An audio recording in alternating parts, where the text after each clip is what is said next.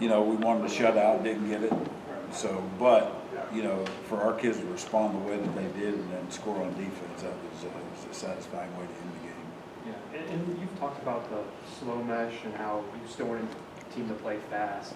It seems like they didn't slow down at all against Wake Forest. Were you proud of the pace at which they played with? Yeah, and that's our whole plan. We want to attack that mesh and speed the quarterback up and not give him time to dictate, their offense or what they can do to us. So, but very proud of the guys, how they played. And, again, that was not a great atmosphere. I think we had more fans and, so happy the Wolfpack Nation showed out. And, but it was good to go down there and get a win.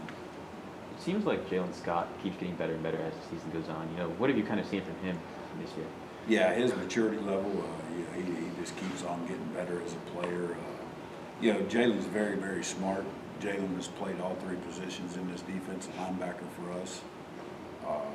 He was kind of my safety net for the last few years. Anytime Isaiah, Drake, or Peyton would go down, he would be the next man in. And, I give him a lot of credit. Not a lot of guys would have stuck out and stayed here for 5 years in a backup role. But, man, he's taken full advantage of his opportunities. And, every pro scout that comes in asks me about him and talks about him and really likes the way his game is right now. So, very proud of him. And, we got 3 more with him, and, I expect him to keep getting better every week. Had someone this week say that Virginia Tech's offense is kind of like a modern wishbone, maybe not wishbone, but modern option attack. Do you see similarities where that the quarterback is going to do direct runs or be in a position to do maybe 20 carries in the game? Yeah, right now, he's 80% of their offense with his run game, and they do a lot of stuff, trying to get him out on the perimeter to throw the ball with the nakeds, boots, sprint out pass, give him the option to pull it down and run, and they have a whole package of quarterback runs for him as well. So he's a talented player that we have to do a great job to account for. And anytime that they make we got to use all 11 to stop this run just because they have the extra hat now with the quarterback. So we're going to have our hands full.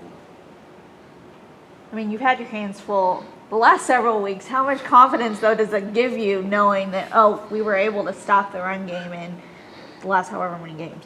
Yeah.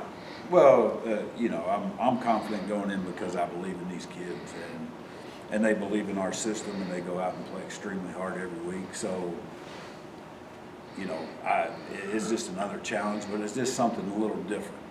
Because they feature their quarterback in the run game where, the last few teams that we've had have not done that. So, again, it's a different challenge, but as far as going out and competing and playing hard and, playing to the standard that we want them to play to, I feel confident in our guys, and we just have to go execute and make sure we can tackle this kid and try to create takeaways and do all the things that we do. I'm sure you go 100 miles per hour during the season, but was there a point yesterday where you kind of took in some of the love that you were receiving for the Frank Broyles being nominated? No, actually, I didn't even know I was on it. I got a text from my agent, and I got one of the GAs, QCs, told me that I was on it. But that's a whole defensive award. Without the players that we have here, my name wouldn't even be mentioned. Without the staff that we have here, it wouldn't be mentioned. But I'm honored and humbled to be on that list with so many great coaches, and but it's a full staff effort. It's just not me. So I wish they would just put the NC State defensive staff on it instead of my name.